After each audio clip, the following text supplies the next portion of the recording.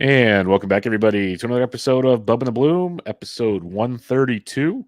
We're going to recap some news on a Tuesday night for you and give you a nice little Bloom board to see where things lie here at the beginning of May compared to the start of the season. All kinds of fun stuff like that and more. Before we get there, you can find me on Twitter at BDintric, the podcast at Bubba Bloom Pod, and my co-host, as always, on Twitter at RyanBHQ. Ryan Bloomfield, how we doing, my friend? Doing great, man. Little worried about the mascot. We got to put out a little call for my man, our guy who Luis Rengifo, who has been, I guess, sick for That's the word on the street. Better part of a week. So I don't know if any listeners out there want to get him an IV or what we should do for him, but we got to get him back. I'm worried about. I wonder if it's like the Kyber Ruiz situation where he's going to lose like 30 pounds and have to work his way back. He doesn't have 30 pounds to give. You making those Montezuma revenge jokes a week or so ago, that may have been in vain. Yep. It might have been in vain. That is very, very true. But other than Rengifo, how's it going? You checking your these days? Other than that, I'm healthy. And actually, fantasy-wise, this has been the most satisfying week putting players back onto my teams, like Justin Steele, Nick Pivetta, Bellinger, Friedel. They're all back, which is good. We'll talk about a couple others coming up, but for as much injury pain lately, it's been nice throwing those guys back in.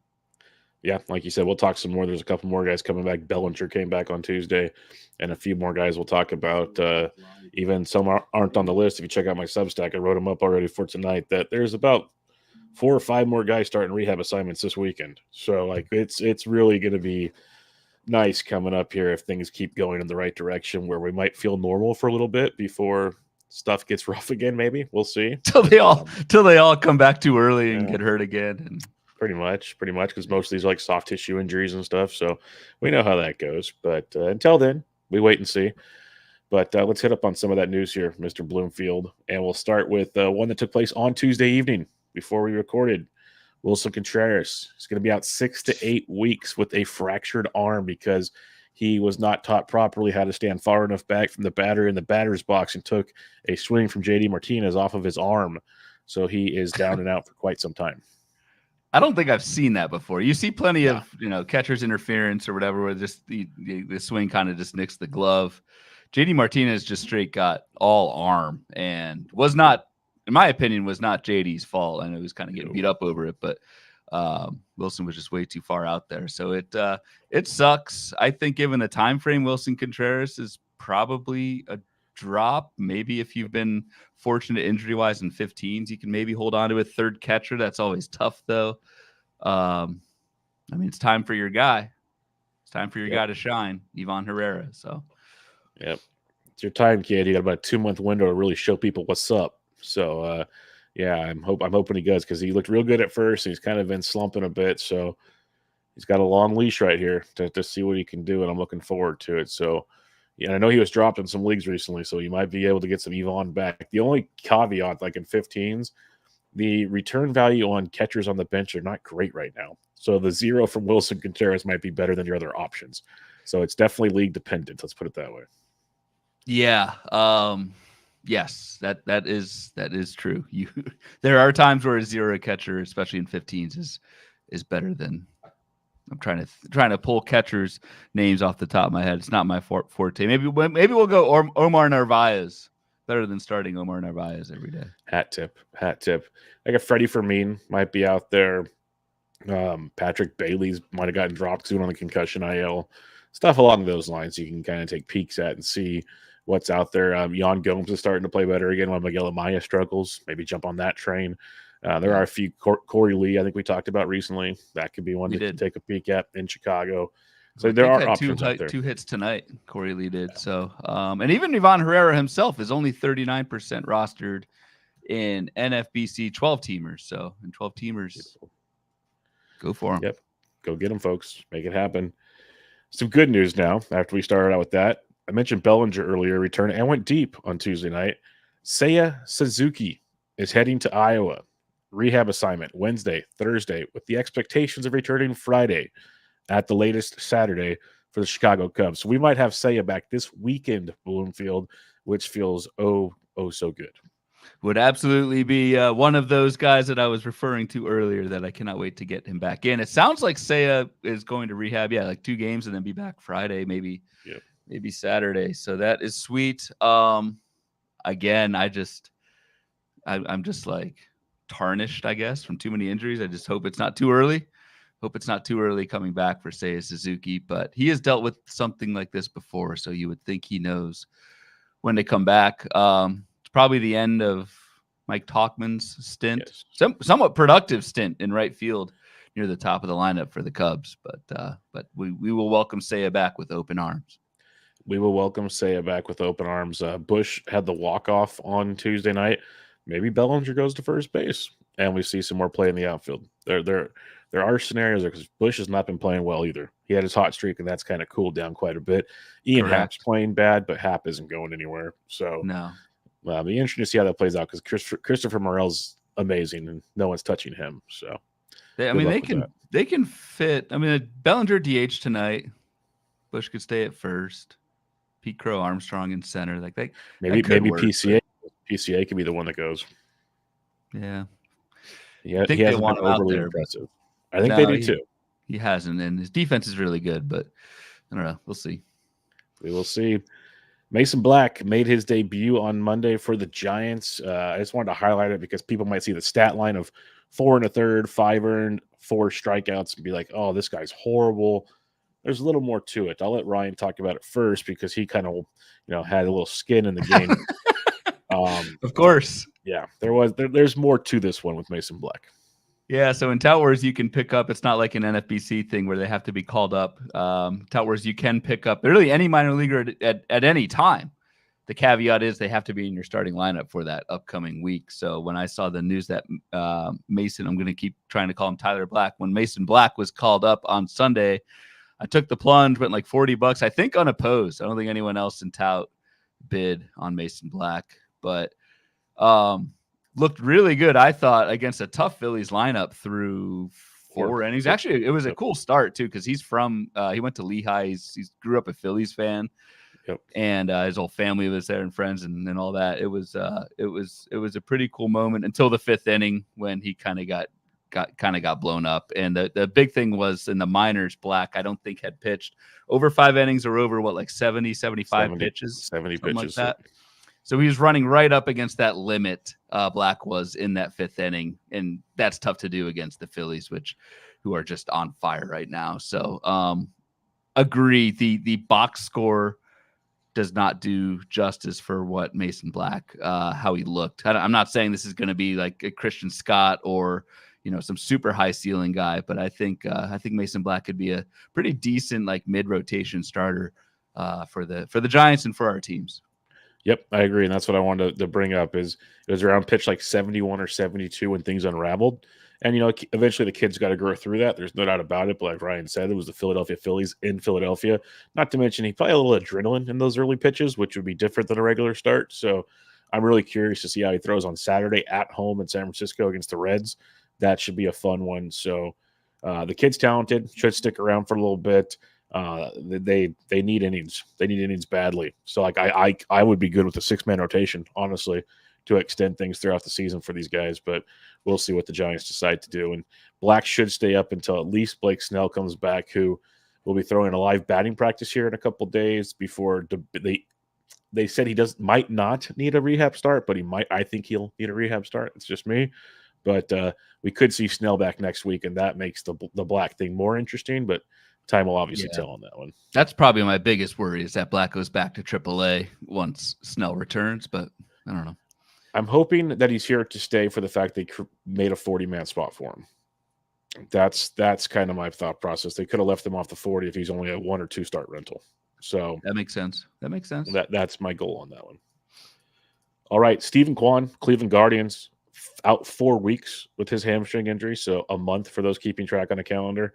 Kyle Manzardo got called up. He is 0 for 7 so far with a 71% strikeout rate. What's your thoughts on this scenario? So with the Manzardo thing, so much because it was early in the week. If he struggles, the fab price is going to be super cheap.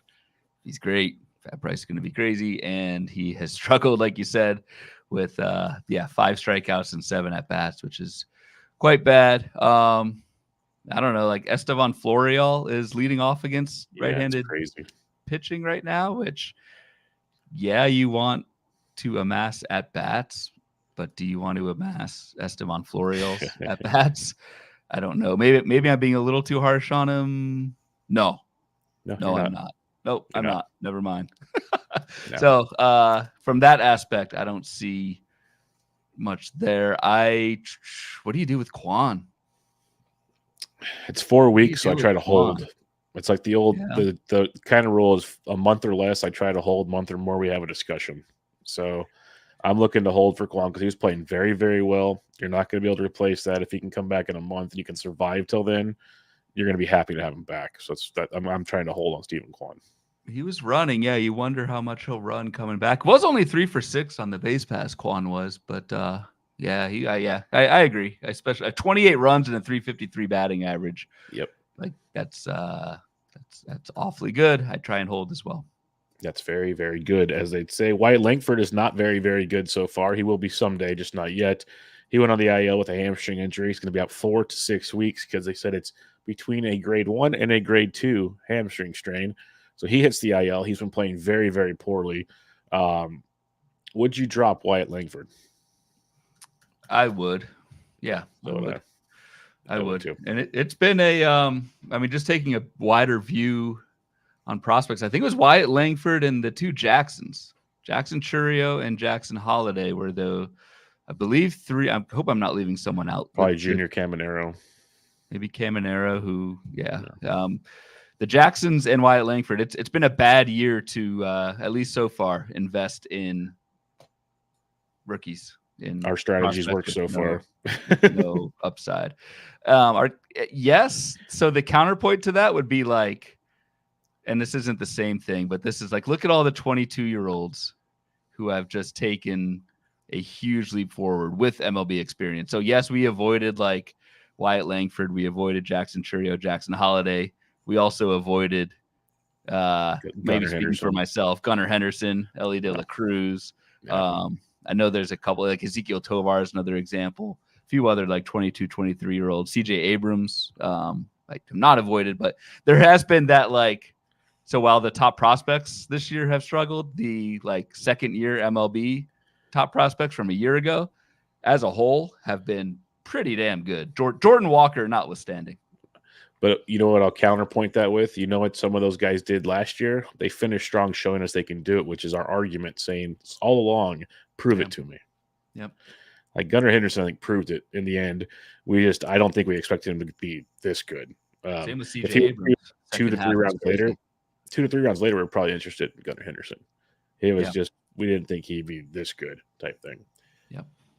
Evan Phillips of the Los Angeles Dodgers hit the IL on Sunday with a hamstring injury. They're expecting him to miss the minimal amount of time, give or take. You know how that goes. We'll wait and see. But Daniel Hudson was a popular waiver wire ad this week. I actually dropped him in one league because I don't believe in the closing situation in the Dodgers. And Alex Vesia got the save on Monday night. Daniel Hudson didn't even pitch on Monday night. Trinan pitched the 8th. So I think it's a revolving door of like 3 or 4 guys might get saves over this period. Trinan pitched the 8th. Vesia was situational. Pitched the 9th against, I think, 3 lefties, maybe 2 out of 3 lefties. And Hudson, it was interesting. Hudson didn't even pitch. And can you, while you have his page up there, or at least something, can you tell me what Hudson did his last 2 outings? This putting me on the spot. What, he get lit up? Blew saves in both outings. Oh yeah, Friday, 27 pitch blown save. It's not great. It's not great. You dropped him. Jesus. Yeah. Yep. Bold. I picked up Frankie Montas. Oh, well, there you go. Yeah. I call that a long-term investment. I mean, Daniel Hudson's been good this year, though. Even with the recent blow-ups, 3.60 ERA, 25% strikeout minus walk. He's not walking anybody. I still think Hudson gets the majority of the saves. But again, if it is, like you said, if it is near the minimum for Evan Phillips, that's 2 weeks. maybe the Dodgers do win every single game. They were up 8-1 against Miami while we were recording, so probably no save chance there. And then, maybe Hudson gets like half of the saves. So maybe you're only getting like 2 saves, which does matter, but it felt like some of the bidding was a bit more, expecting a bit more than that. That's where I was going with that. So, we'll see where it goes, but hopefully it's the minimal stay for Evan Phillips because he's been helping me quite a bit this season. Joe Musgrove to the IL with he's not good at pitching / a right elbow inflammation. That also came back with tendonitis. I've heard a couple different examples of what his injury is so far. Regardless, he's probably out 3 to 4 weeks is what we're looking at here, give or take. What are you doing with Joe Musgrove if he's out a month? He is gone. Yep. He's gone for me. Just because I don't know what he looks like coming back, I have a guess. Yeah, I also have a hunch. I also have a hunch. So, he's probably gone. Who's in? Randy Vasquez? Randy Vasquez got the start on Tuesday night in Wrigley and pitched okay. Okay. 6 Ks, no walks, 4 1/3. Just feel like Randy Vasquez is just one of those streamers who he's a jag. He's a jag. Could get you destroyed. 4.60 ERA in AAA last year.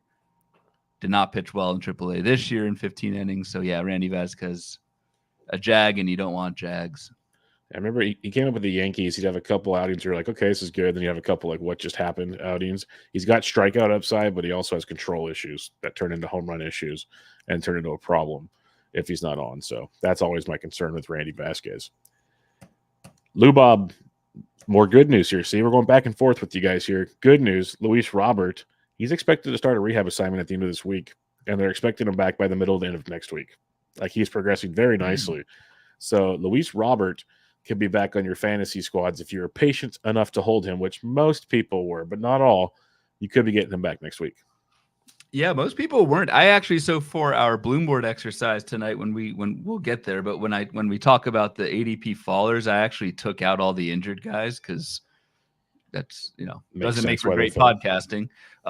Luis Robert was one of the guys I took out, and Luis Robert in the 2 in-season drafts that took place last week went for an average pick of 189, low 169, high 209. So.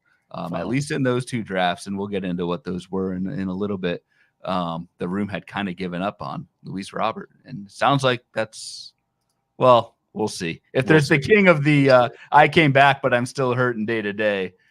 Yeah. Luis Robert's at least the prince. He's there. The prince. The White Sox are the court jesters of everything. So Eloy is the king. Eloy is he's the Walking Dead. So we'll see what they do there in Chicago. It's one of those things. Kevin Hastings says he was the I won't use the word because I don't think he's an idiot, but he says he's one of the guys that dropped Robert prior to the lower timeline. Yeah, the initial timeline was a while. It was like a couple months. Wasn't that a Bob Nightingale tweet that it was? Or am I thinking another injury? It was. No, Bobby Nightingale said it was. Yeah, Nightingale had a Lou Bob tweet. You're right. Do you think Tommy Pham stays in the lineup? He has to, right? Yes. When Lou Bob comes back? Yes. He's gonna hit second still. The dude's amazing. Don't act all. This is the White Sox we're talking about. If they get rid of Tommy Pham will burn the building down. it'll be like Office Space. They'll be looking for a stapler in the basement. Well, who do they sit? Eloy DH, is it Benintendi or Pham or Gavin Sheets? Gavin Sheets, that's easy. Gavin Sheets playing right field. Yeah, I think you're right. I hope you're right. Gavin.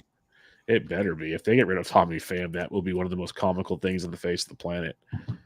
That'll be amazing if that takes place. I give a better spot of Tommy Pham playing corner infield before they get rid of him. All right. I mean, I don't want to say get rid of him, but like if he becomes a part-timer. Yeah, we'll see. But I won't speak these negative thoughts into existence. If they get rid of Tommy Pham, I'll be very angry. But nothing should surprise me with the White Sox at the same time. Maybe they should try trading him now. Maybe that'd be a good trick for them.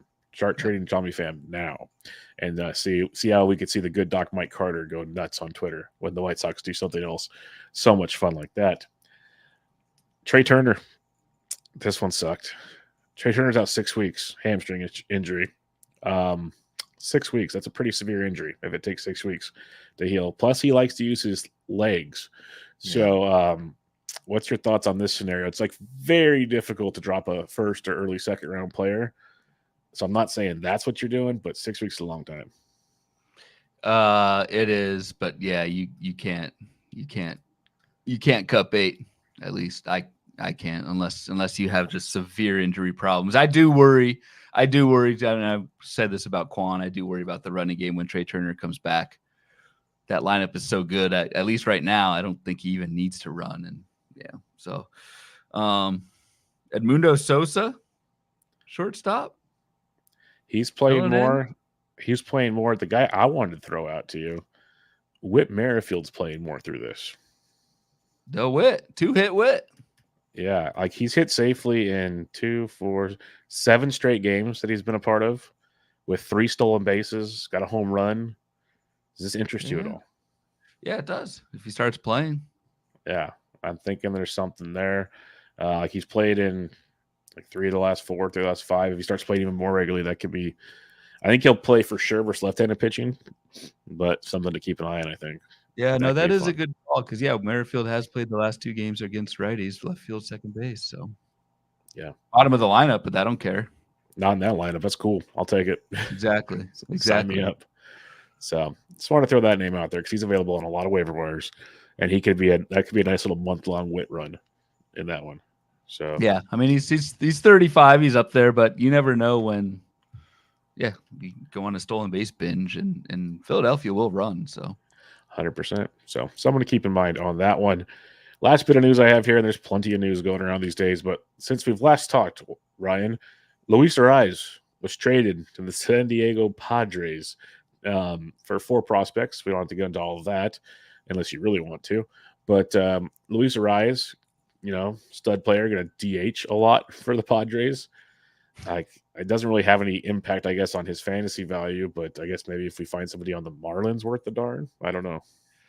Yeah, that was my takeaway. Is like, again, this is scraping the bottom of the barrel, but I wrote up Vidal Brujan in my Fab column at HQ this week. Vidal Brujan has been playing, the last 5 games in a row. So basically since the trade, and against 1 lefty and 4 righties, mostly at second, a couple games at third.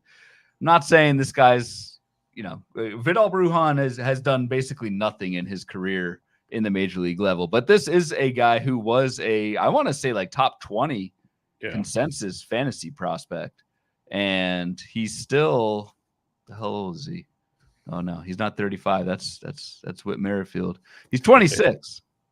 So like he's starting to get up there, but it's it wouldn't be the craziest thing in the world if Vidal Brujan kind of caught fire. The K rate is awesome. The bat to ball skills are fantastic. 8% strikeout rate. He doesn't chase, doesn't whiff, hits ground balls, and that's what you want from a speedster. There's going to be no power.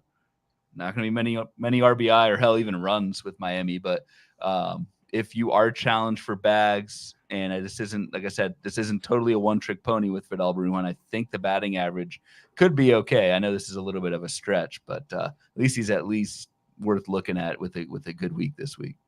Yeah, I don't hate that at all. Lots of quote-unquote pedigree with Brujan that could make it interesting.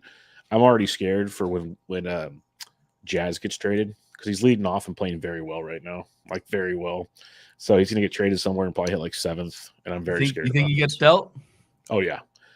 If they can get anything close to what they got for Arise, he's gone. Like they are cleaning house right now. They did seem to get a decent haul. No, again, knowing nothing about prospects, but just from what I read, they did seem to get a decent haul of volume of prospects for yes, a DH with no power.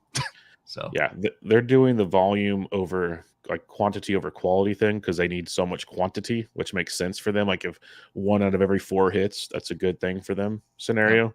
Yep. So it makes sense in that regard that people are like, oh, they didn't even get a top prospect. Well, they got like the Padres 3rd, 6th, and 9th overall prospects, plus a reliever they just signed from overseas they're excited about this offseason. So I call that, if you're trying to rebuild something, that's not shabby. So we'll see how that plays out. Again, neither one of us are prospect guys, though, so grain of salt with that one. All right, that'll wrap up the news for tonight. We'll have more for you guys on Thursday. Hopefully more good news. Like I said, lots of guys are rehabbing. Lots of guys are coming back from the IL right now. Hopefully our waiver wire column stuff on Thursday means like, hey, just who are you dropping this week? That could be a great conversation compared to others. Like that's the dream we all have. But until then, it's Tuesday night, which means Bloom board time, Bloomfield. What do we got this week? Oh, man. Off my game. I don't even have it set up yet. Well, what he's going to talk about, why he sets it, there he goes. He's got it now. What do you got, Bloomfield? All right. So we are looking at a green board and a red board. So what we're going to do here, there were two drafts that took place last week. One is the Yahoo Friends and Family draft, and shout out to Scott Pianowski of Yahoo, who provided these draft results. I reached out to him, and he gave those over. And an NFBC draft. I don't know who was in the NFBC draft. Honestly, whatever. Doesn't really matter. But there were two in all their names. What's that? I want a board with all the names on the top, please. Yeah, that's right. That's right. Let's rehash that debacle. I can probably guess who half the NFBC league was, but yeah, just a hunch. But I don't think anyone really cares. So there were two drafts last week, and I just thought it was interesting to compare the ADP, combine those two drafts. They're both 5x5 leagues. The only difference between the leagues is the Yahoo Friends and Family is a 13-team league with one catcher. So some of the catchers, much to Bubba's chagrin, Bubba was like, "Where's Ryan Jeffers? Where's Ryan Jeffers?" The catcher ADP is low because one of the two leagues was a one catcher league, which makes sense. And it was a 13-team league compared to the NFBC 15-teamer. But what I did was I averaged the ADP between those two leagues that took place last week and compared that to the preseason main event drafts, which was basically taking place in March. And I took the highest risers in terms of pick value. We've done this exercise a few times in draft season in pick value. Highest risers and the furthest fallers. So for those following on the stream, our risers are in green, our faders are in red. And as I alluded to with Luis Robert earlier, pretty much all the top faders were guys who were injured. So I removed basically any injured guys so we could actually talk about faders due to on-field performance. So it's just interesting to see any draft like this where it's been a month. It's crazy to see like how much has changed in a month. A month ago, if you told us, for example, Gunnar Henderson was going 11th overall, we'd be like, what the hell? It's fascinating to see how much can change in just over a month of games. Yep, that's totally fair. I honestly don't know what's more surprising, Jason Foley or Gunnar Henderson, stuff like that. That's the fun world we're in right now. But we'll hit on some of these. Let's start with Gunnar Henderson's teammate, though, Jordan Westburg. Preseason 313. You're using him as like a middle infielder or a corner infielder at third base if you're late in drafts. That was kind of your philosophy if you drafted him. He went to average a pick 85 in these early drafts. That is quite a jump for Jordan Westburg. A couple weeks ago, he was player of the week, still hitting 286 on the year with 6 home runs. Overall production has slowed down the last couple weeks, but the overall stat line's pretty good. So what are your thoughts on a top 100 Jordan Westburg? It was surprising to me, but that's also because I don't have, we're just one of those kind of under the radar guys, at least to me, and maybe I'm not paying enough attention to Baltimore. I just don't have Jordan Westburg on my teams. And all we hear about is Gunnar Henderson and Adley Rutschman. And for a while there, Colton Cowser, who's also on this list a little bit further down. I didn't hear very much about Jordan Westburg. So when I saw this as the top riser, I was like, oh, whoa, 6 homers, 4 bags and 286 batting average. Like that's pretty good.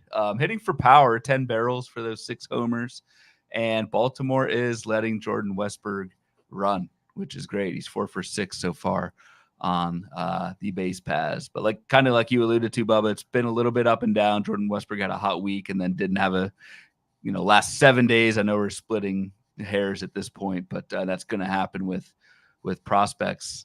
I don't know. I think a top 100 is a little pricey. I'm trying to look at other infielders who were going around Jordan Westburg. Here's a good one. Nico Horner has the exact same ADP as Jordan Westburg, and Nico was a 4th, 5th rounder in 15-team leagues just a month ago. That is interesting. Yeah, because I was just pulling up since the 22nd of April, Westburg's only hitting 213 over that stretch, 286 on the season. But strikeout rate's the same basically as the entire season. So he's not striking out a ton. The balls aren't falling for him like they were earlier, which I'm still cool with. Like he's going to go through his ups and downs. You probably don't notice him very often, but if you look at that first place team in Tout Wars, he's been starting every day on that roster. Oh, so, Jesus. There we go. He's pretty good ball player. Did you draft him? Yeah. One of my last picks. Bastard, man. To play corner infield for me. Well done. Yep. Well done. Yep. That's this guy.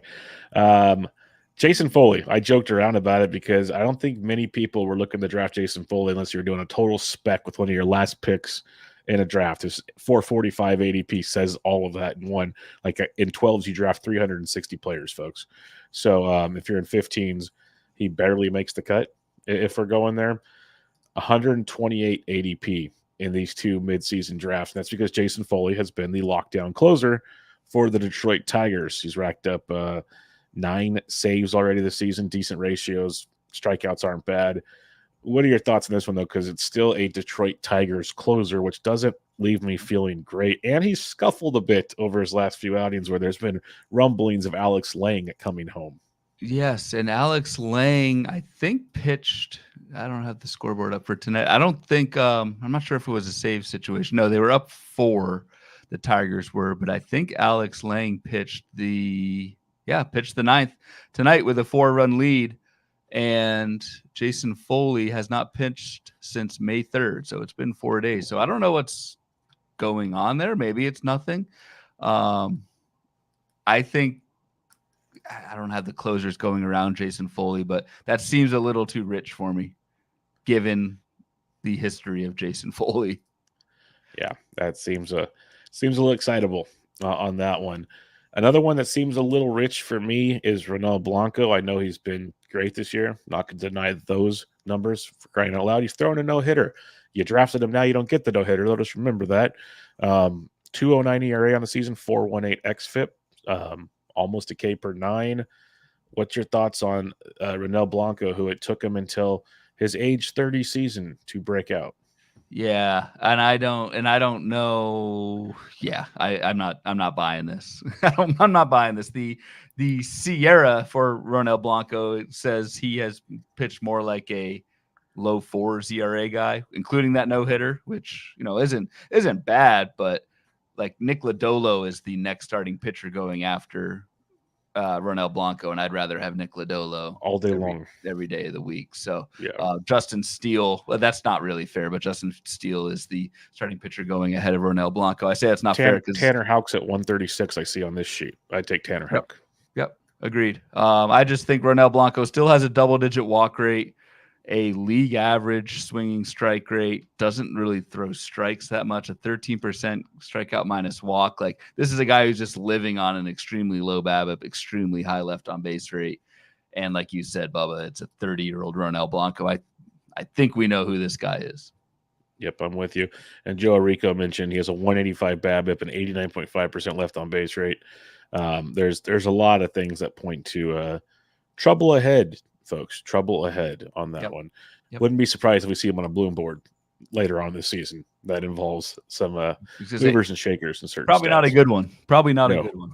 No, like a couple of weeks ago, we talked about Colin Ray regressing. That's coming. That's coming fast, folks. Coming fast. Last couple starts, so it's there. Jared Jones. Now this is a fun talking point because some people think he's the next coming of Christ, and some think he's like. If you go on to next coming to Pedro Martinez, I'll go that direction. Who is kind of regarded as Christ? That's what I'm saying. It's like he's the okay. Yeah. I got you. Jared Jones went around pick 317 at the end of the draft season, as high as 91, or his average of 91 this last 2 drafts. And I know I'm not alone on this one. That a lot of people probably assume Jared Jones should be going a lot higher. I am one of those. I think Jared Jones is a relative bargain at 91. I know Joe Arrico is in the chat, and I believe I saw a tweet from Joe earlier who did a top 10 starting pitchers. I believe, correct me if I'm wrong, Joe, but I had Jared Jones like at 13th this season. That feels about right. I might even go higher, just because these skills are are completely electric, and I'm not too worried about workload. Jared Jones threw 126 innings in 2023 across AA and AAA. That's a year after 122 innings in high A. So like the workload is there for Jared Jones to, I think, go 150, 160. Pittsburgh probably will shut him down in September, but like if you get a sliver of what Jared Jones has done for the next 4 months, I think he's certainly worth a 91 ADP. Trying to look at starting pitchers around Jared Jones. We've got, let's see, Ranger Suarez at 102. That's a fun comparison. That's a fun comparison. I would take Jared Jones just ahead of Jared Jones. What about Sonny Gray at an ADP of 80? I love Sonny Gray. He's doing I know you do. Great things for me this year. I think Jared Jones has the ceiling.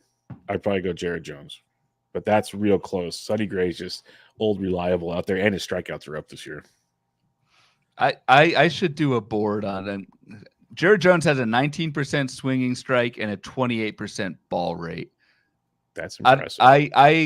Those are just numbers I'm kind of throwing out there, but like I don't think I've seen a starting pitcher with that combination of whiffs and strikes thrown this deep into the season. That's unbelievable. Get Waxman on that. He likes history charts. Get him on that.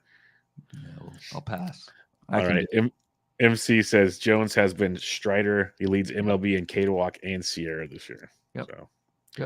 Pretty impressive stuff there. Marcell Ozuna, I get it. He was 168 preseason. I think mainly because utility. People are kind of holding off on him.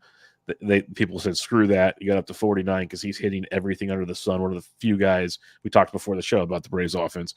He's one of the few guys that's actually producing right now. So I can get behind that one. I can too, and I think one of the lessons I'm learning this year, especially with like Ohtani, is don't let that UT only get in your way. Unless you're like me on my teams, and I pick JD Martinez, who hits catchers' forearms more often than he hits baseballs. But should have gone with Ozuna. I'm fine with Ozuna at the price. At what is the price? Yeah, 49. I think that's fine. Like the lineup will be unbelievable. I think the rest of the way, skill support, basically everything that he's done. And I think we don't give Marcell Ozuna enough credit for what he did last year. I mean, all he needs to do is do what he did last year. He had 274, 40 home runs, 184 runs plus RBI. Like that is just absurd. You're not getting any bags, but I think we can work around that. Yeah, most utilities are not up unless you're Shohei Ohtani, so I think we're good in that regard. So yeah, I'm with you. I'm on board with this one. Gunnar Henderson's a fun one. You hit on it earlier. 36 ADP, so early third round at the end of draft season. 11th average ADP, so a first rounder in both drafts essentially. And so far this year, 266 average, 10 homers, 6 steals, 26 runs, 24 RBIs. A market improvement, especially on the base paths to me, like 10 total steals last year. So that stands out in a big way. But like it's slowed down for a lot. Like the Orioles in general have slowed down. So like teams will slow down together, we've noticed. I still don't know if I go this early with Gunnar Henderson, but I get it at least. I get it too. I mean, the hitters going after Gunnar, Aaron Judge, Yordan Alvarez. I mean, your typical first rounders, Jose Ramirez, Corbin Carroll, averaged at 20. I think this is a flaw in my game to say, no, I wouldn't take Gunnar Henderson this early. I think I need to believe and jump on what I was talking about earlier, these like 22, 23-year-olds with major league experience who are showing in front of our eyes improved skills. I think I would do Gunnar Henderson in the first round. I think he's a first rounder. The lineup's so good, and the skill. I mean, he is growing like crazy right now and doing it on the fly, and it's really good. Yeah, like I believe what he's doing, but I'd still go J-Ram over him personally. Would you? 245, 7 homers, 5 steals, 24, 30, 11% strikeout rate. Like I'll still go J-Ram, but I wouldn't fault anybody for Gunnar. Yeah, I'd go Gunnar. More I think about it, I'd go Gunnar. But either one. Again, first round. There's really no wrong picks.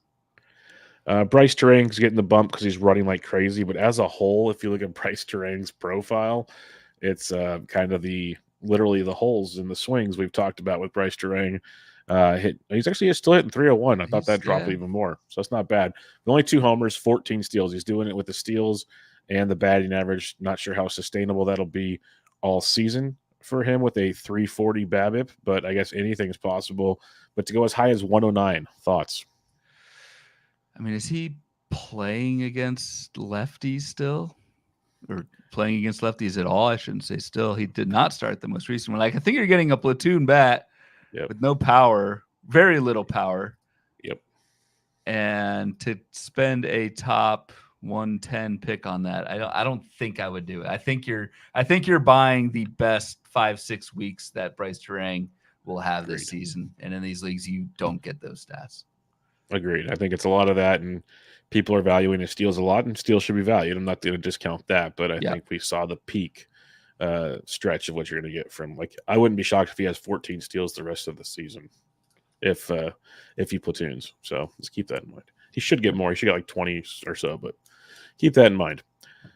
Ranger Suarez, he's been amazing. 298 at the end of the regular season, 103 on average in these first 2 drafts. I love Ranger. I noticed I had him in a lot of my gladiators. Like, this is a dude I love late in drafts, but 103 without seeing the rest of the pitching pool is still pretty rich to me, because I know there's going to be a rough spot for Ranger Suarez. Yeah, he's going around the likes of, let's see, Zach Eflin right behind him, Bailey Ober, Tanner Bybee, your boy, Justin Steele. I think I'd take over Ranger Suarez. I'd take Suarez over Bybee. I would take Eflin over Suarez. I would take Suarez over Ober, I think. So, and that's the other kind of thing with these drafts. Like, it's just 2 drafts. You don't know, like, the starting pitching market in general. But so I guess it is a good exercise to kind of throw around the names that are going right around him. Given all that, I feel like it's a touch early for Ranger.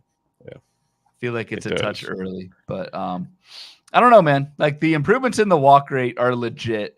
It's backed by improvements in the ball rate, which I always look at. And I'm always a sucker for elite ground ball rates, 58% for Ranger, on a team that is just hitting the crap out of the ball and giving him plenty of run support. So I don't know. I get it. It just feels like a buy high. Yeah, it feels like a buy high. Like, I think he'll still be serviceable, but there's gonna be some. I think there might be a couple big hiccups coming your way at some point this season. That's gonna be a little rough there, and it makes me think, like, I probably should ask this at the beginning to get your thoughts on this. If you were doing a draft like now, say there's a draft that comes up in the beginning of June per se, would you be more prone to draft guys where the peripherals show that they've underachieved and be more aggressive in that regard, or would you draft like these guys where you're sitting there going, like, would you draft the green side or the red side more often in this draft? I would be drafting from the red side. Yes, okay. That's where I would be drafting from the red side more for hitters, and for pitchers I would be much more in tune with what they've done recently. So for hitters, I'd bet the regression and lean more on like the preseason, what I thought about them in the preseason. The pitchers, I'd be a little bit more apt to take a Ranger Suarez. It's a good question though. How would you do that same? Yeah, probably. That's probably fair, because like the more I think about it, trying to take pitchers that on the falling side of things, they're probably falling for a very valid reason. So that'd be tough some to of look those at guys, well. but yeah. Agreed. All right, so I'm not one going to last go down thing, just real quick on Ranger Suarez. The counter to what we were saying, Ranger Suarez was the number 1 starting pitcher, or is the number 1 starting pitcher in all of fantasy baseball right now, and he went outside the top 100. So that's the counterpoint. Yep, that's pretty good. I'm going to skip James McArthur. It's another closer that's doing well. He just blew his second save, so we'll see how much longer that stays for. Colton Cowser, though, I want to hit on him real quick. Went as high as he's on average of 139 in these 2 drafts. Obviously, burst onto the scenes here recently, has quieted down quite a bit. Would you have been in on a Colton Cowser at this ADP? No. And side note, I'm kind of digging the recent slump because I don't get cow memes from you tweeted at me anymore when Colton Cowser does something good. So I appreciate that. I don't know. It's been quietly really bad for Colton Cowser. The strikeout rate, and I kind of want to compare him to Jordan Westburg. Maybe that's not fair, but they're on the same team. Like the plate skills for Colton Cowser are so much worse than they are for than They are for Westburg. 34% K rate, 15% swinging strike for Colton Cowser. Like, he's kind of getting eaten up, and I feel like this price you're paying a bunch for what he already did. Yep, I feel you there. Tyler O'Neill went around an average of 217 to finish the draft season. On average, in these two drafts, pick 82. He has 9 home runs, 22 runs, 13 ribbies, a stolen base, hitting 292. That's with a stint with an injury. I think this is a very, very viable pick if you believe he stays healthy. See, I can't believe he stays healthy. That's my problem with Tyler O'Neill. So I'm out. I would take, so like Teoscar Hernandez went 5 picks later. Trying to look other outfielders that went around Tyler O'Neill.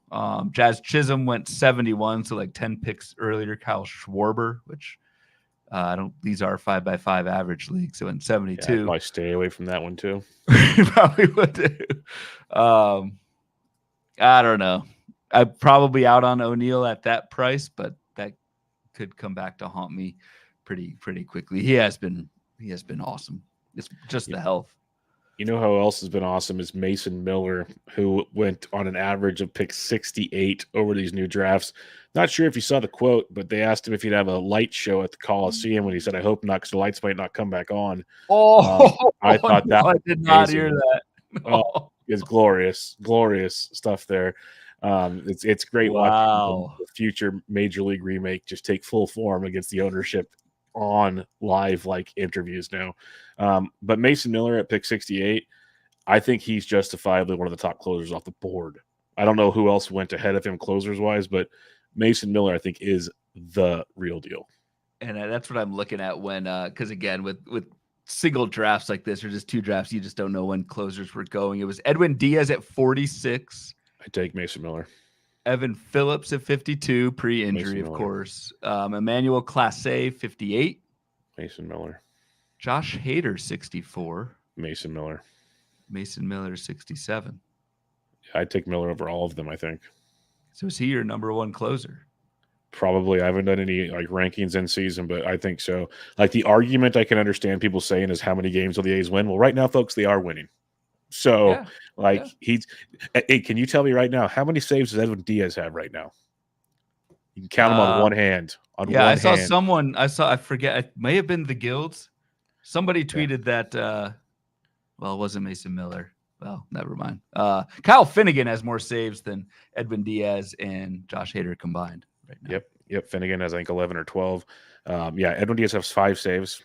It's been brutal. Clase has 11. He's been good in that regard, but I think just Mason Miller, pure filth. We've talked about on this show before. It's pretty ridiculous what he's doing out there. So I'd have him up top, I think.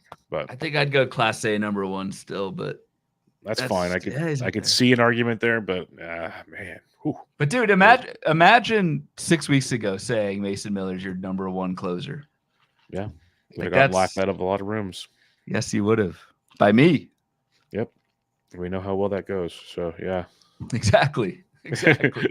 But no, it's just like it's especially the reliever market, how much can change so quickly. But Mason Miller has deserved it, man. Yep, he has deserved it. And there's one here that Cicchini says Duran's on this. I might have Duran up there. Like Clase, Duran, Miller, that's fair. Duran missed a lot of time with injury, but Duran's came back and looked pretty darn filthy too. Joan Duran was the next closer after Mason Miller, actually. I could see that. At 75. And that was while he was still on the IL. So, again, This was last week. So that's fair. Good a couple more. We don't really need to hit on Altuve. He went up to pick 20 on average. I wouldn't be shocked. If you would have told me he's a first-round pick, I wouldn't have been shocked. He's that good, kind of average and everything else, but that's fine. William Contreras, the GOAT, understandable, should be higher, but people don't like catchers in the one-catcher league. Probably hampered that. Tanner Houck, though, average of 310 at the end of draft season. Went on an average of 136 in these 2 drafts. Tanner Houck's been outstanding. There's zero denying that. There's been all kinds of quotes coming out the last couple of days from even his teammates talking about the developments that he's made throughout the last season or so. Would you have gone 136 on Houck, though? Because for me, it's a combination of longevity and past injury history that concerns me a bit, but 136 isn't that expensive either. That's the thing. It's like, for as good as Tanner Houck has been, 136 seems reasonable. So yeah, I kind of want to come out and say, oh no, that's overpaying, because I have the same concerns as you, Bubba, as the workload. He's the innings pitched for Tanner Houck the last 3 seasons, 69, 60, and then 106 last season, and really only a 25% K rate. Like, he's not blowing people away. Yeah. But I mean, still gets a ton of ground balls. It controls good. Like, it's been pretty legit. And so I think I'd go with Tanner Houck at 136. Like, that price doesn't seem too wild to me. I would love him as an SP3 if you had like a certain early starting pitcher strategy. If he's like your SP3 there, that'd be freaking amazing. Like, pitchers around Tanner Houck: Hunter Green. I go Houck. Walker Buehler, we'd go Houck. I go Houck, yeah. Verlander. Houck. Jomo. If I need strikeouts, it's Houck. That's team dependent for me. If I need ratios, I go Jomo. Oh, what about Bryce Miller, 145? That's a fair one. Bryce Miller's been disgusting so far. Yeah, I go Bryce Miller too. That he's been literally one of the best pitchers in baseball right now. Bryce Miller, 145, a high of 124 in the Yahoo draft and 167 in the NFBC draft. That kind of feels like a steal. Yeah. Makes me want to do a gladiator draft all of a sudden. Oh God, here we go. I'm not going to, though. I have no time right now to do a draft. It's just not going to happen. I saw the little twinkle in your eye there. That's the kind of stuff that's intriguing, though. You know what else is intriguing, Bloomfield? The fallers in drafts. Let's flip over to the red side of things here, and let's kick it off with the guy that hit his second home run of the season on Tuesday night. Off a left-handed pitcher. In his first game, not batting 7th or 8th, he led off in a long, long time.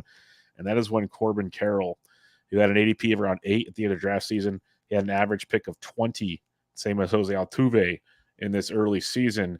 So far, Carroll's hitting .211 with 2 homers and 8 stolen bases.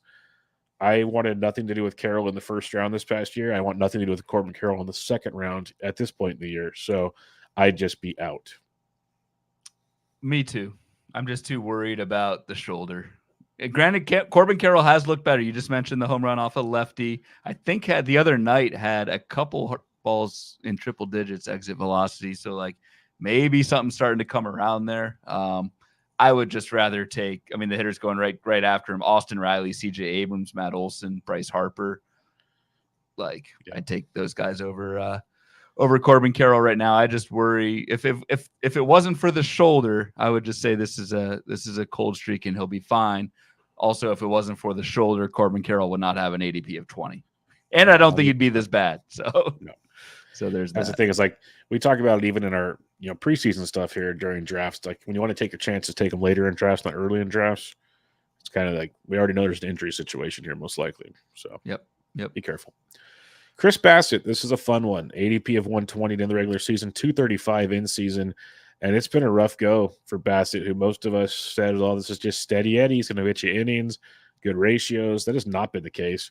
5.45 ERA, 4.34 xFIP. Strikeouts, almost a strikeout per 9, which is nice, but he's walking a lot of people.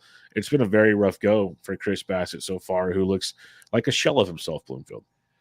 Yeah, and even like you said, you took Bassett, the skills weren't sexy, but you went for the volume. You don't want this volume. This is like Alek Manoah volume. Yeah. 5.45 ERA, 168 whip. And the weird thing is like the control has just disappeared. Yep. Can't throw strikes. And he's not missing bats. Dude has a 6.5% swing strike. Like that has to be like single digit percentile in terms of missing bats. Gotta wonder if something's going on with Chris Bassett. If the skills look so bad. Yeah. So, that lack of control makes you feel like something's not there. Exactly. It's just a matter of time. So hoping for the best, though. Speaking of another guy, Corbin, earmuffs. Mitch Keller averaged 281 in these 2 drafts. I get a little blurb on him for first pitch pod on Monday night for Tuesday morning because he threw the 9 innings on Monday. Yep. Man, if he hadn't thrown the 9 innings, that stat line would look real bad on the season. It's been brutal. Strikeouts haven't really been there like they've been in the past.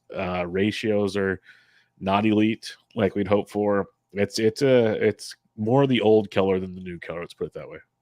Yeah. That said, so I agree, and we talked. At least I talked about Keller a little bit. I think on the last show, just saying that the velocity is down a full tick, and he doesn't really have an out pitch. Does not have a single pitch over 12% swing strike, which is bad. But he will get you innings, and I think like just eatable innings at 281. I don't know. I can kind of see it just with all the pitcher injuries. Chris Bassett, Mitch Keller is better than the streamers we're trying to pick up off the scrap heap at 280. So that's really the case for Mitch Keller. I get it. It's not a great case, but if you're building a team or whatever and trying to avoid streaming pitchers off of waiver wires, I can kind of see it. Brian Hayes dropped down to an average of 213 in these two drafts from 123.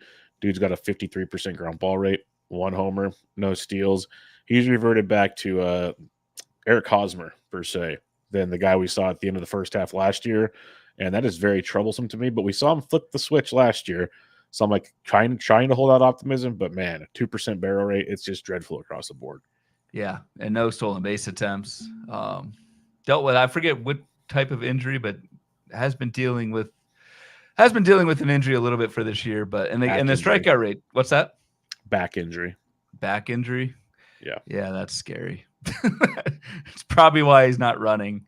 Probably why he's not hitting for power. He's not striking out, but when you don't do the other two things, I get pretty worried. So again, 213 is a well-deserved fall for Brian Hayes. You say he turned around last year. That's certainly within the realm of possibility, but it doesn't look good when you pile on the back injury. For fun, since we can kind of turn this into another exercise, in 12-team leagues, would you drop Brian Hayes? I don't. He's one of those guys we Probably. talk about that you're not paying attention to his stats. Yep. You just roster him. This is one of them. Yeah, no, that's a really good call.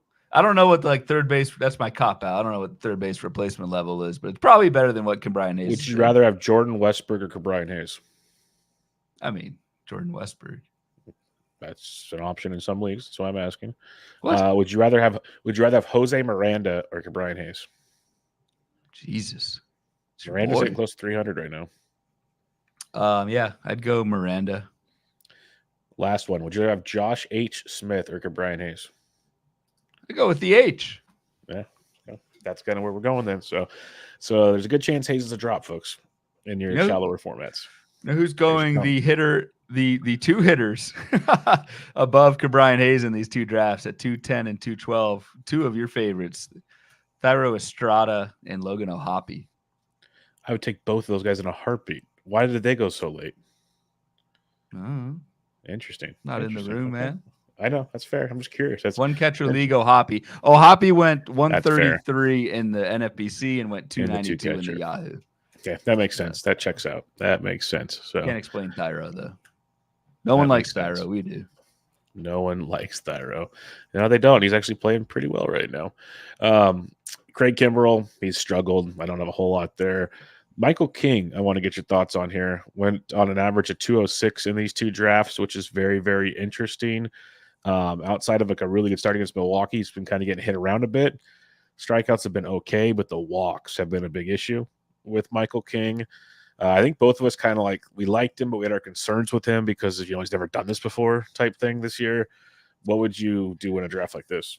I'm staying off because I liked Michael King. I just thought I was worried about the workload, and I thought the per inning stuff would be pretty good.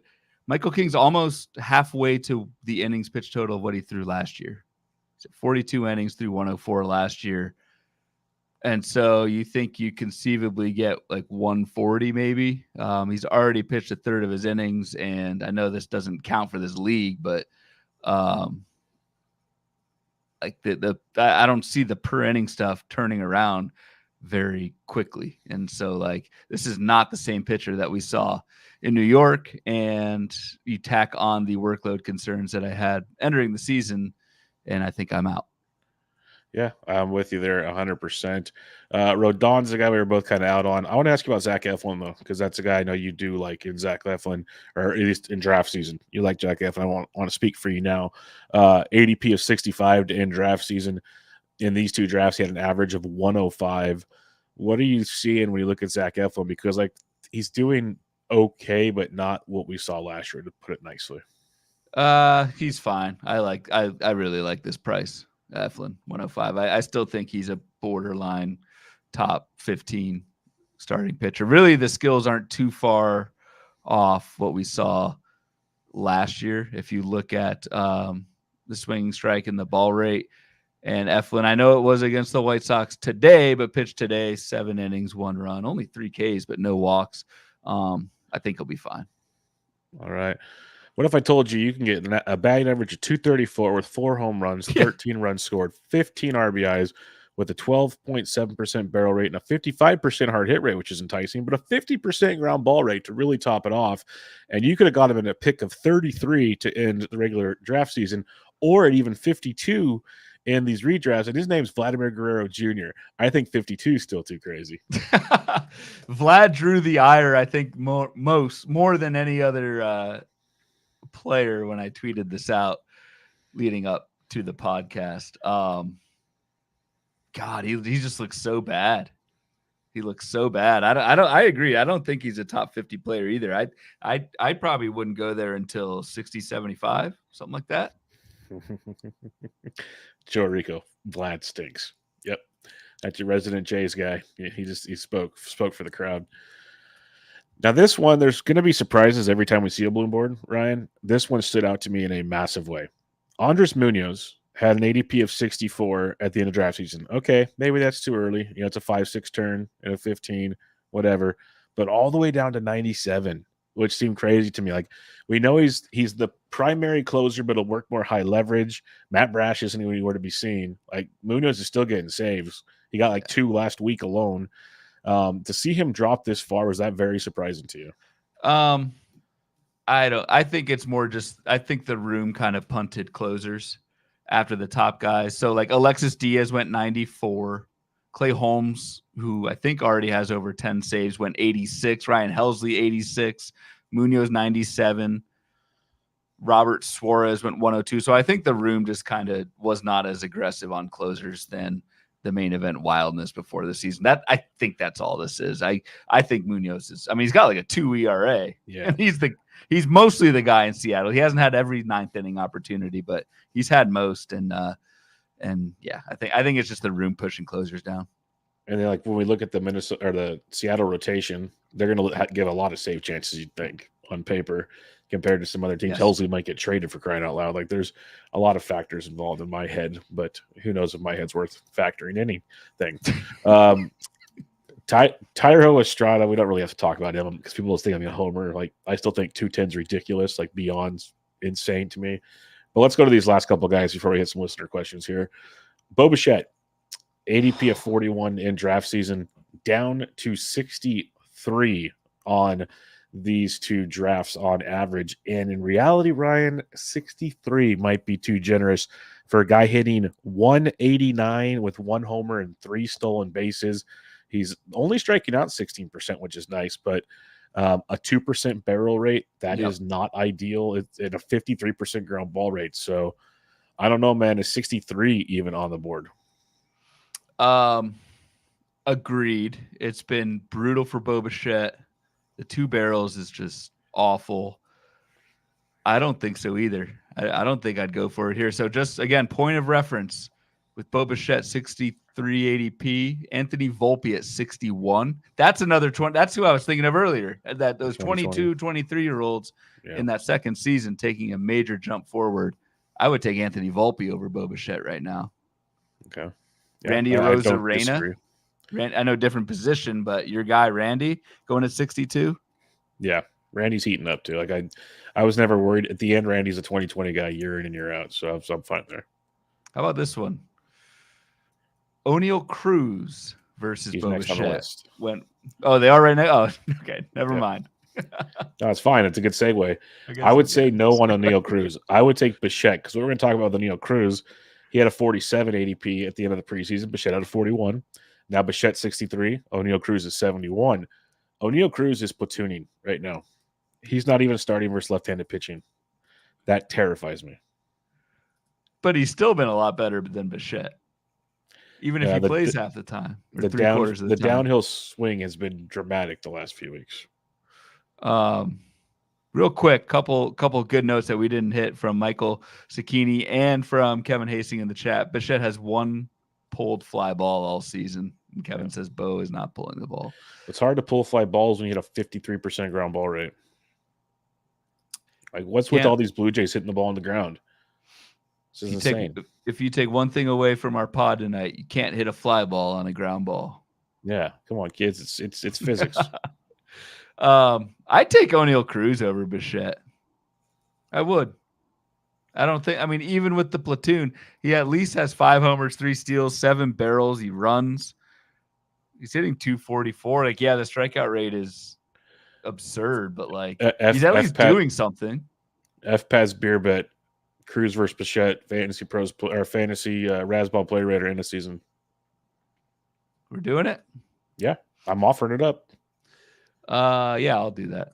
Bichette versus Cruz. I'll take Bichette. You take Cruz. All right, hold on. I gotta write this down. Add Where's that my to the bet list. sheet here? Do we need to revisit the bet sheet? Yeah, you should. Joe Arrico says Cruz easy, but I say that's probably a lot of his that's just Joe Rage commenting from Canada up there against Bichette. I'm joking. Know what one of our bets was as I pull the sheet back up? My Goldie against your Christian Walker. I think that's looking pretty good right now. Almost landsliding. It's only May 7th. Like, Christian Walker could probably not play the rest of the season and still might beat you. Shut up, man. All right, let's keep going. Wait, that's the last name, isn't it? The last one I wanted to bring him up because some people mentioned him earlier is Christian Encarnacion Strand. ADP of 115. He was climbing towards the end when they found out he's going to play every day, down to 169 over these last 2 drafts that we're seeing here. And I think it's just interesting to look at Strand because, he had the hand injury that kept him out for a few days. He's back from that. He's still playing every day. The production is just dreadful. $195 average, 2 homers. His big issue also is he's a 47% ground ball dude. That needs to change, but I don't know. I still have optimism in a guy like CES. Yeah, I mean it's just funny how BABIP works. Exact same K rate, exact same swinging strike rate for Encarnacion Strand. Hit 270 last year, hit 195 so far this season. I don't know. I just don't. There's not the track record for CES for me to just assume he's going to get better from here. So for me, I think 169 even is probably too expensive. But I mean, other first baseman going around there. Actually, right next to him is Rhys Hoskins. I'd probably take Hoskins. I'd probably take Hoskins. Michael Busch. Right before CES. I'd take CES over Busch. See if I can find another first baseman here. Would you take Paul Goldschmidt or CES? Yeah. Goldschmidt. God damn it. Yeah, I'd take Goldschmidt. Where'd he go? Where'd he go in this damn thing? Look at the 300s probably. Oh, 90, my man. 90. Let's go. Look in the 300s. If this draft was done in another month, it might be the 300s. That's great. Okay. All right. Any final thoughts on the Bloom board here? It's fun just to see like the I guess you say recency bias is the easy way to describe this, but it's legit. You're looking at numbers. Guys have done good, guys have done bad, regression, this, that, and the other. Any final thoughts on this little exercise right here? No, besides like Arrico says, the Jays lineup stinks because they're on the board. Yeah, and Paul Goldschmidt as well. No, just interesting to kind of weigh. I bet if you look at like rest of season projections for the guys on the red side, the fallers, those are your buying opportunities because of recency bias. I talk about how much has changed in 5 or 6 weeks. Do you know how much is going to change these next 5 or 6 weeks? These next 2 to 3 months? So much is going to change. 100%. So it's I don't know. It's interesting to kind of take stock in where guys are at now versus where they were at earlier this season. So hopefully you all enjoyed this little shindig here. All right. John Wilder had a question for us. He says, any injured players you would hold in a 15-team league but cut in a 12 no IL spot, so an NFBC style format. I know we talked about some guys like Stephen Kwan and others early on there. Wilson Contreras. Would you cut Wilson in a 15 also? Yeah? Would we say that? Yeah, I did. Okay. Then I'm going to name off some names here just for fun. You're keeping them. Christian Yelich, man, he's still not even on a rehab assignment yet. Is he alive? You've held him this long. He's just rehabbing really slowly. So, what about Garrett Cole? Out till mid-June? He's a hold. At least. It's a hold. Kota Senga is probably coming back at the end of May, so you hold there. Royce Lewis is back soon. You're going to hold there. Nolan Jones. Let's have fun with that one. Are you saying 12s or 15s?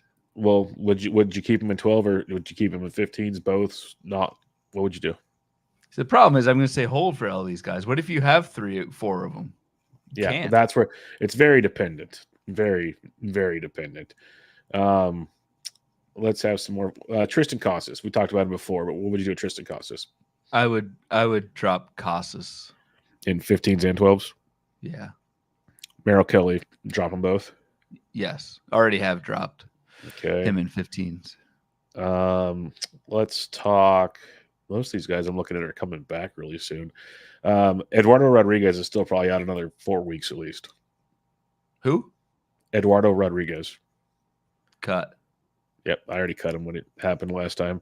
I think I'd cut Nolan Jones in 12s, by the way. Yeah. I don't think I answered that, but I think I don't know what you would do, but I think I'd cut. If I have room to hold, I would hold, but I can understand the cut if you're squeezed in a no IL format. What about Gavin Williams, who had another setback? No, he's gone. Yeah, he's gone. I dropped him immediately when that second setback took place. He was gonzo. Francisco Alvarez. He's a drop. Yeah, you got about at least six more weeks at least with him. And with these, I'm assuming you've got 2 or 3 other IL guys. So yep. Other than that, that's kind of the main ones that stand out to me. Is there anybody? I can't really think of anybody else at the top of my head. So those would be some. What was that? Trout. Yeah, what would you do with Trout? Good question. I'd hold until we get more info. I'd do as good as I can. I think the initial stuff we saw was almost like what we talked about last week. He had the surgery, the minimal surgery. They're saying 4 to 6 weeks. If that's what it is, I'm holding. Now, if that changes, there's any setbacks in place there, you probably run for the hills. But I'm with you on that with Trout. I'd hold if you could a little bit longer. I like Pat in the chat saying, would have been funny if you were like Eduardo Rodriguez, never heard of him. I will fully admit to when I have never heard of someone when Bubba brings them up. But yeah, Rotary Munoz made up names when he told me. Yeah, luckily that wasn't on the pod. That was a text. I just thought you were making shit up, so I had to search the fab things. Yeah, and luckily, hopefully, no one started him on Monday. That's all I'm going to say. He was there for last week, not against the Dodgers. You were not starting him against the Dodgers. That was not a recommendation. So, what about this from Kevin? If we're talking about kind of along the lines of holding, what about Devin Williams? If you have a fairly healthy team, I would consider picking up Devin. If you have a healthy team, I'm cool with picking him up. I could definitely see the appeal on that one. That is a good point. So we could actually flip the script here real quick. I'll do a fun little exercise pulling up the OCs, and I'll just scroll for IL players and tell me what you think on these ones. Because Wilson Contreras is gone. Freddie Peralta suspended. Gabriel Montero's day-to-day, so that doesn't really count. Let's get some of the fun ones. The Devin Williams is a good one. Bobby Miller. I don't even know how long Bobby Miller's out for still. Feels like a while, no? Yeah, he just disappeared. Grayson Rodriguez should be back soon. Trey Turner we're keeping.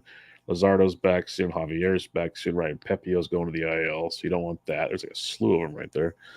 We'll do one more page before I just lose everybody's interest here. I don't even know what you're talking about at this point. Yeah, it's fine. Take a nap. I'll take care of this. I'll be back shortly. But, yeah, that's the main guys. Most of these guys are actually coming back really soon, which is good. What about Zach Geloff? Zach Geloff has no timetable to return yet with his oblique injury. There we go. That might be the one bet I win over you, but it will be voided due to injury. I would drop Geloff. You drop Geloff. Just no information on when he's coming back? No. Yeah, no information yet. It's very sketch. Yeah. Here's a fun one. Chas McCormick, would you hold or drop? Compared to most of the other guys that you brought up, I would drop. Yeah, I'm thinking he's a drop. Masataka Yoshida, I would drop. Yeah. He's got the ligament injury in his thumb. Yes. So that's another one we did not Where mention. are you pulling these names from? What are you doing? I'm just scrolling the players list on NFBC because I can easily see ILs and stop and look at their names real quick. Gotcha. Okay. See, it's just, just using my brain here. Every once in a while, I can do something right. We don't want Cody Bradford. Last page, I promise, and then we'll move on. Yeah, you're not doing Matt McClain. The names aren't going to get better, I don't think. From Chris Bryant. No. Okay, just checking. See, get the pulse of the room real quick. Okay, we'll stop there. We'll call it a good one on that one. All right, next question for you here from. Stop laughing at me, Corbin Young. Jared Jones is too low. Skills of an ace. Ronel Blanco is going to be the most valuable Astros pitcher in 2024. And I can't look at the fallers because there's somebody the third down the list there in Mitch Keller. So more of a statement from Corbin Young. Bold statement on Ronel Blanco. I like it. Yep. Taylor Johnson's got a good one here. So who are the top three most likely guys currently in the red that regain their form and finish around their offseason ADP? I'll go Thairo Estrada. I'll take that one from you. I agree. Yeah. I'll say, geez, it's tough. Zach Eflin. Yep. And Andres Munoz. I was going to go Thairo, Eflin, and CES. So, yeah. Kevin Hastings thinks Rodon. Yeah, Rodon's interesting. It's wild that Rodon, we didn't really talk about him, but dropped from 121 to 196 with I don't know what his ERA is. It's pretty damn good. But we do rough. These drafters look at the same skills we do. So I get it. Chuck @Chuck_Proc says Javier Assad was a guy featured on a recent Bloom board. Although he doesn't have much K upside, he has a sub-3 ERA and 185 career innings. How is he having so much success at preventing runs, and can he maintain his value as a back-end rotation spot?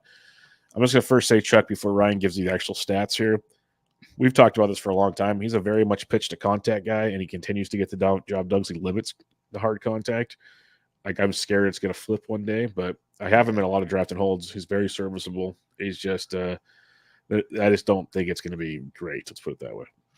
I'm of the belief, so agreed. He is pitch to contact. I'm of the belief that pitchers cannot, as unintuitive as this sounds, pitchers don't have much control over the quality of contact against them. They can control ground ball, fly ball, but our studies at Baseball HQ for years have shown they cannot really control the quality of contact against them. Javier Assad, the reason why he's not allowing runs is because he's stranding 80 to 90% of base runners every single year, which for a pitch to contact guy, I just don't. I feel like he's flipped heads 3 years in a row, and I just don't see that continuing. If Assad struck out a ton of dudes and was that good, yes, you can strand runners like that, but this is not that guy. So I obviously am not a big fan. Yeah, I'd say stream them and enjoy it while you can, but just know it's not gonna. There's gonna be some. Eventually, that it's got to hit the wall. It feels like so. He's a streamer for me. Martin Skulski says, "When will the consensus come to their senses on Vladito? This isn't a top 50 guy." Concur. And then our buddy Michael Cicchini, who's also in the chat here, says Munoz seems weird. He's been good. Plus, Brash is injured. We agree. How far did Bregman and Goldie fall? Ooh. Bringing up Goldie again, aren't we? Yeah, this wasn't even me. It's straight up. Yeah, no.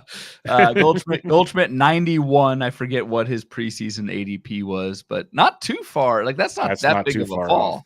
No, it's not. Not. I want to say Goldie was in the 70s preseason. Bregman just behind Goldschmidt actually at an ADP of 98, which is a bigger. So that's pretty close. I feel like he was close to 90 to 100 too. I feel like he didn't fall a ton. And then what about where did Adames and Paredes rise to? Big Willie rose to 131. Okay. And actually 113 in the NFBC draft. So he went really up there. Good. Who was the other guy? Isaac Paredes. Isaac, 145. Nice. So right around. Is there a first baseman around there? There is not. Right ahead of Ryan Mountcastle. CES is 169. So yeah, something along those lines there. And then we had one starred question in the chat. Jeff Metziff says, biggest power bat to be called up before June 15th. I think we probably saw him if Loperfido could ever hit the baseball. Yeah, off the top of my head, I'm not sure. I am not in the prospect game. Yeah, I am not in the prospect game either, so I cannot help you on that one. Sorry. that was helpful. Joe Rico says Luis Martinez, so that'd be one to keep in mind. Yeah, I'm just, as you can tell, we don't like drafting them. We really don't spend a lot of money on them when they come up in fab. So, that's just not my bag on this one. So sorry. All right, Bloomfield. Final thoughts. That was a fun one. Bloom board again comes through. Yeah, that was fun. One last quick one from Pat in the chat. Positions aside, Cowser or Westburg? I'd go Westburg. Westburg as well. Yes. All right. Cool. 100%. Yeah, that's all I got. We'll do just do it again on Thursday. Fab preview on Thursday. Week 8 Fab. Week 8, folks. We are moving through the season already. Don't watch now, but we are flying through this one. And thanks y'all for hanging out in the chat as always, and everyone listening. We appreciate you all. We'll be back with you guys Thursday as usual. But for now, make sure you check out Ryan on the Twitter at RyanBHQ, the podcast at Bubba Bloom Pod. I'm at BDentric, and until next time, this is Bubba the Bloom, episode 132. Catch y'all later.